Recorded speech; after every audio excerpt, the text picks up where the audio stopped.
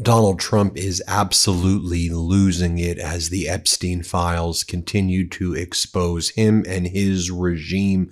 And so he had his Department of Justice release basically a bogus list, which they call, this is the politically exposed list of people who are in the Epstein files. And so they try to bury Donald Trump's name, which of course is on the list, with a bunch of other people. And they're doing it in a way to kind of just give the middle finger to the entire investigation into the child sex trafficking, and give the middle finger to the entire survivor community. And I don't say this lightly, but look at who the people they're listing as politically exposed. The Pope John Paul II, late Pope. They have Elvis Presley on there. They have Janis Joplin, who died in 1970. Marilyn Monroe is on there. And they're saying these are the politically exposed people who were involved in the Epstein list. Then you look through it and you have people like Todd Blanche and Donald Trump's name. But that's how they think they're being clever, by including all those people together. I mean, it's just so utterly despicable. And by the way, even Marjorie Taylor Greene's like, I'm all over the lists and the emails. And she's like, I wasn't even a member of Congress, until after Epstein, died. And so you're putting me on the list. And so, it just seems to be what the Trump regime is doing. We got the scoop first here on the MeidasTouch Network. Aaron Parnas reported. The Department of Justice has sent over a letter to Congress outlining, or supposed to outline, why it made the redactions to the Epstein files.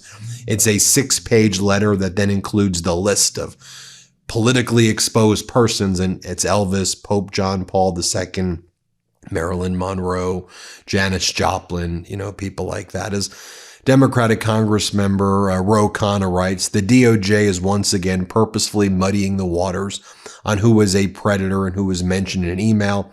To have Janis Joplin, who died when Epstein was 17, in the same list as Larry Nassar, who went to prison for the sexual abuse of hundreds of young women and child pornography, with no clarification of how either was mentioned in the files, is absurd. Release the whole files. Stop protecting predators. Redact only the survivor's name, and produce what's called a privilege log. Yes, it's going to be very difficult for you to make a privilege log. It isn't easy. Back in the day when I was a litigator, I would do it on all of my cases. It's a spreadsheet. It may be thousands of pages, tens of thousands of pages, or hundreds of thousands of pages, where you go through each. This is what you're supposed to do in every case. You list the document number. We call it a Bates number. Those are those numbers on the bottom right of the document. And if you're withholding any information, you then on the spreadsheet assert what privilege or claim you're making for purposes of withholding that document. And then you give a little bit of a description of why you're withholding the document. Obviously, your description can't be too specific if you're rightfully withholding it on the basis of a privilege, but you're supposed to give a little description. And then if someone wants to challenge it, they look at your privilege log, they bring it to a court, and then they're able to challenge it. But here, the Trump DOJ is also claiming no judges can enforce the Epstein Transparency Act. So they are the only people who can enforce it. You have Marjorie Taylor Greene going on more right-wing podcasts. I mean, she's furious about what's taking place. And she said, look, I want everybody to know that the person who's fighting the release and who has fought the release of the Epstein files the hardest, she says, is Donald Trump. She's like, you may not want to hear that, because she's on a right-wing podcast. She goes, that's the truth. It's coming from Trump. That's who wants to block this. And I think it's obvious why. Listen to what Marjorie Taylor Greene has to say in her own words. Here, play this clip. Pam Bondi, she serves at the pleasure of the president and his administration, and those there are telling her, here's who you can prosecute. No, don't do this. I mean, they told her that the Epstein files, that fight to release the Epstein files came directly from President Trump. And I know a lot of people have a hard time with that, but that is the truth. He fought the hardest to stop these files from being released. And the only reason that he signed our bill that we passed in the House was because he had to. And then she says that the biggest miscalculation Donald Trump ever did was calling the Epstein files a hoax. Here, play this clip. It became a massive political problem. Biggest political miscalculation in Donald Trump's career was calling this a hoax, fighting the release of it, and having Mike Johnson, the speaker, refuse to bring the bill to the floor, to the point where Thomas Massey, myself, Nancy Mason, Lauren Boebert actually had to vote with all of the Democrats to get it released, to get it. You know, I don't, where I will disagree with Marjorie Taylor Greene on mostly everything. It wasn't that Trump miscalculated it. It's that he's demented and he's a predator. And so he's spewing and saying things that predators say. And so for Trump, he just thinks that, you know, he gets to say, this is like Russia, Russia, Russia, Russia, Russia. And he goes, it's a hoax, Russia, Russia, Russia, Russia. And it's like all of the things that Donald Trump claims are hoaxes are not hoaxes. Okay. They're the reality, Marjorie Taylor Greene. I hate to, you know, remember the movie at the end, Sixth Sense, where it's like, I see dead people, because, you know, he's dead the whole time. Sorry if I ruined the ending for everybody. Marjorie Taylor Greene, I'm ruining the ending for you right now. Everything he says is a hoax. He's really the one who's behind all of this criminality. I mean, right. Russia, Russia, Russia is a hoax. You have a photo of you and Vladimir Putin in the West Wing above the photo of you and your grandchild. I mean, you invited Putin to Alaska, you know, several months ago, and you rolled out the red carpet and made our troops bend down on their knees and literally kiss Putin's feet. It was like one of the most disgusting things. You're trying to do fake $12 trillion deals with Putin. You're being called out for it at the Munich Security Conference right now. Like, you know, Russia, Russia, Russia, Russia, Donald. I mean, so utterly pathetic. During the E. Jean Carroll case, where Donald Trump was found liable for sexual assault by a federal jury, you had Roberta Kaplan, the lawyer. She cross-examined Donald Trump, and then Donald Trump at the end of the deposition said, see you on Tuesday or something. He spelled out the horrific C word to refer to the female lawyer. But the reason I want to bring this up is she had a great line of questioning where she said, so you claim 2020 election is a hoax, right? You say you believe you win. That's a hoax. You claim that when you were accused of sexually assaulting my client, E. Jean Carroll, that's a hoax, right? He goes, that's a hoax. So you claim that Russia collusion is a hoax, right? You claim all these things are hoaxes, right? It was a very strong line of questioning. I'll just show you to right-wing podcaster Tim Dillon. Here's what he had to say the other day about Pam Bondi. Let's play it. Pam Bondi, you got to remember, Pam Bondi is from Florida. She was, I believe, the attorney general of the state of Florida. She's way in over her head. I feel bad for her. She's like a real housewife. She's not supposed to be doing this. They all get in there and they all think, you know, they all go, oh, we're gonna, justice is here. You know, like the Avengers are here. Her and Cash and Bongino. He's already back to podcasting. It's in under a year. She has no idea what's going on. She gets in there and these people are all unprepared. They're all unprepared for what is about to happen. They don't know. She doesn't know what's about to happen. She has no idea. And then they're given a choice. They're like, you're involved now in this cover up. This is you. This is on you. You're in it with us. Kesh Patel's in it because he's like probably being, you know, he's another one's being handled. He's another one's being either controlled to some degree. He's lying. He knows. So just turning to a moment to what's going on in the Munich Security Conference, because, you know, here in the United States, as you have, you know, the Trump regime engaging in the most heinous cover up of a child sex trafficking. Now, just think about how serious this is. Just pull back for a second, right? How important is it for all of us that the Epstein list be released, right? And so what the Trump regime does is they put out a fake list. that has the names of Marilyn Monroe and Janis Joplin and the Pope and people like that. You know, like it just, that's how demented and sick these are. And they try to mix it with people who are actually involved. So, oh, we don't know. And then not only that, but then they don't include a lot of people who are actually involved as well. That's what our demented, failed, ridiculous regime is doing here. But, you know, look abroad when they try to bring their talking points to Munich. Like, look, you have Kaja Kallas. She's the main foreign policy chief for the European Union. Just watch her trying to hold in her laughter as she watches Mike Waltz, Donald Trump's secretary, Donald Trump's ambassador to the United Nations, as he's like, we stopped 8 wars. Donald Trump is a peace president. We did 8 wars. The world leaders are actually laughing in the face of the American representatives in Munich. Here, play this clip. Why hasn't the UN been able to resolve issues like a border dispute between Cambodia and Thailand, or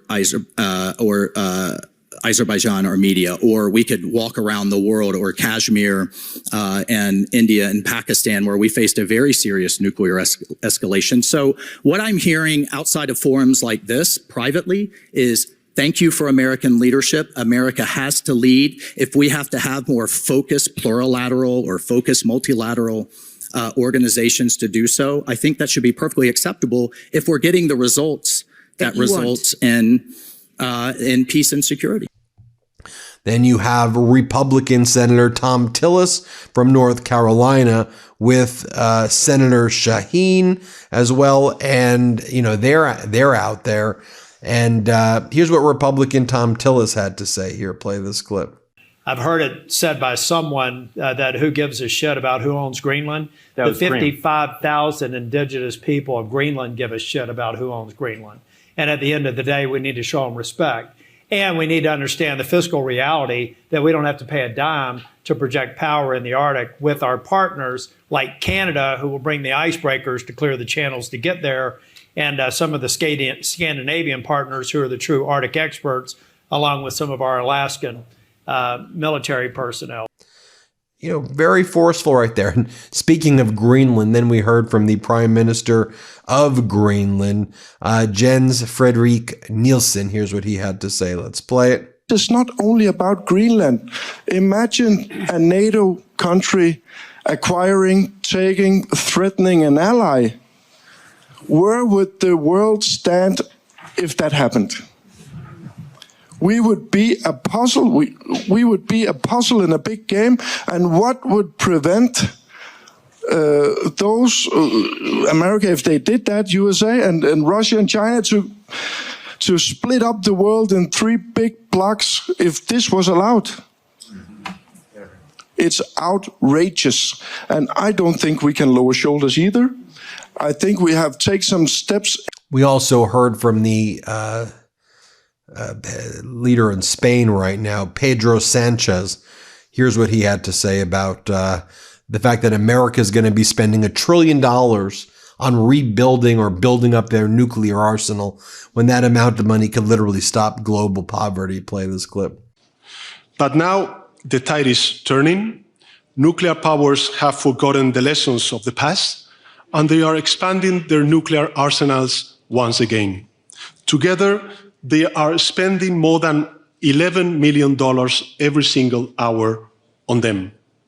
And experts estimate that the US alone will invest $946 billion in nukes over the next decade, enough to eradicate extreme global poverty. And then 2 more points I want to make of what's going on abroad. You have former Secretary of State Hillary Clinton calling out Donald Trump for betraying the West. Here's what she had to say. So do you think he has destroyed the West, to go to our title? He has betrayed the West. He's betrayed human values. He's betrayed the NATO Charter, the Atlantic Charter, the Universal Declaration of Human Rights. A lot of what has been done before to try to make sense of how difficult it is to restrain people who want unaccountable power. And none of us in this room, including all of us on this panel, would choose to live under a regime that was so unaccountable that it could act with impunity the way that Putin does, except that's who Trump is modeling himself I don't think we would. And then you had Governor Newsom out there as well talking about MAGA. Let's play this clip. Temporary.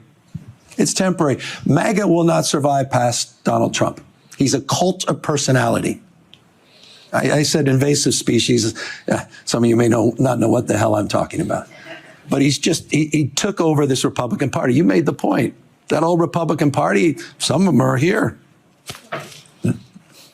I mean, none of us recognize them. They don't recognize themselves. They don't recognize themselves. I mean, Rubio doesn't recognize himself. He was one of the most effective critics of Donald Trump in the United States of America. Yeah. He should rewatch his old videos. He was right. Lindsey Graham was right. This is temporary. Thought this was important as the United States is making, or the Trump regime is making up fake lists. Here's what's going on in France. French prosecutors announced special team for Epstein files.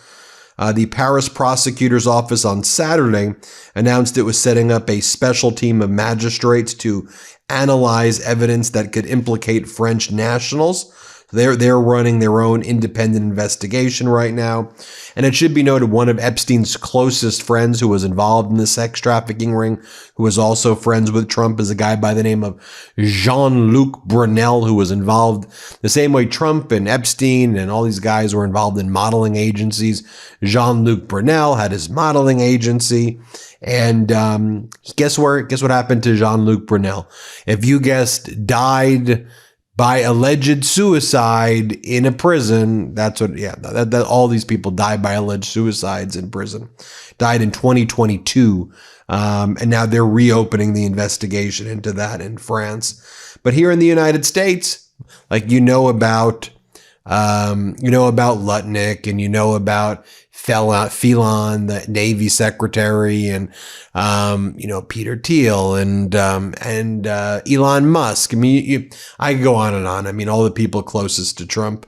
What's his name? Dr. Oz inviting Epstein to a Valentine's Day party. You're going to the same party. RFK hanging out with Epstein. Ridiculous. But also you have Tom Barrack.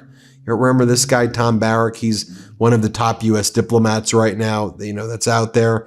In August 2011, Barrack emailed Epstein and said, "Just saw Sultan, who likes you a lot. I told him you're the best, that you're a first-class brain inside of a first-class human being. Miss you." That's what Tom Barrack wrote to Epstein in 2011.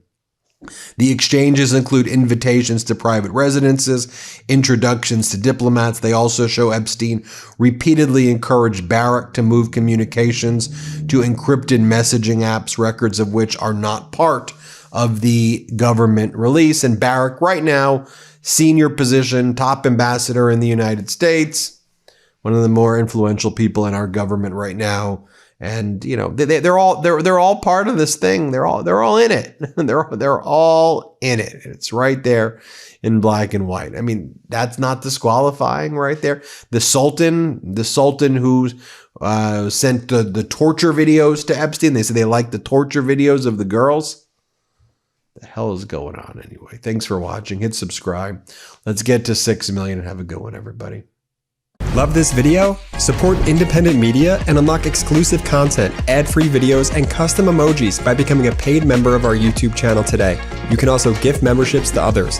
Let's keep growing together.